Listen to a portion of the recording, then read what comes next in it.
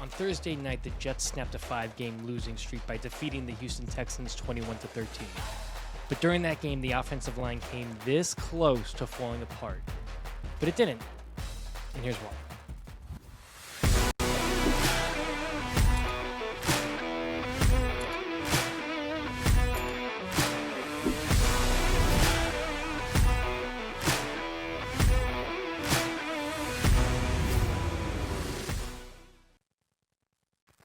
I feel like nobody is talking about this, and maybe I'm wrong. Maybe you can find some people that have written about it, but it seems to be very quiet. Olu Fashanu, in my opinion, saved the Jets' season on Thursday Night Football. The Jets were this close, like I said, this close to that offensive line falling apart. Both guards went down during the game.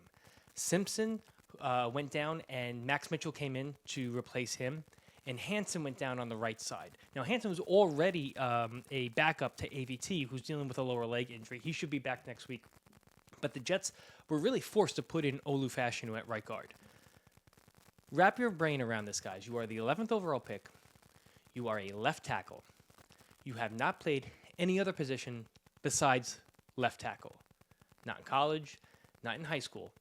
And over the last 3 weeks, you have replaced Morgan Moses at right tackle. And all of a sudden, you're thrown in to play right guard. You have never played right guard in your life. The footwork is completely different, and you have to rely on Joe Tippmann, your center, to tell you what you're doing on every single play.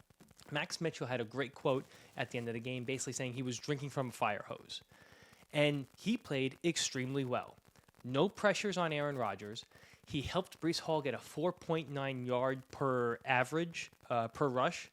And he had one holding penalty, but if we're really being honest, and I'll show the replay here, it was pretty soft on that Rodgers scramble for 9 yards. And it didn't really affect the game that much because on the very next play, you had that circus catch by Garrett Wilson.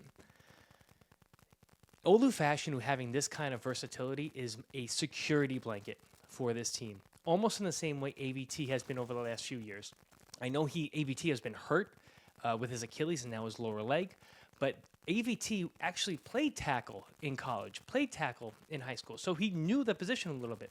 Other than mental reps and walkthroughs, Olu has done nothing at guard, absolutely nothing, and he played that well.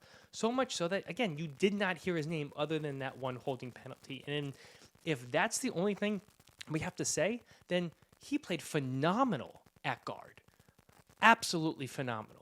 This was a huge game. I really think Olu, for the most part, not for the most part, but it's unsung hero. He saved the Jets season in my mind.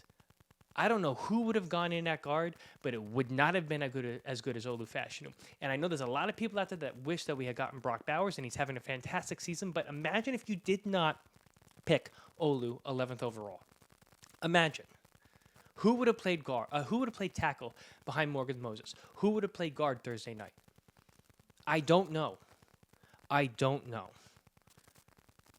Again, it's a security blanket for the offensive coaching staff. Now, Simpson and AVT are probably going to be back this week against the Cardinals, so Olu's going to go back to the bench. But you have a first-round pick who is very talented coming off the bench. You have a very dynamic chess piece that you can put almost everywhere now on that line. And you can expect not only a good performance, but a dominant performance. Olu Fashanu was the right decision in last year's draft. And I don't think there's any argument in it.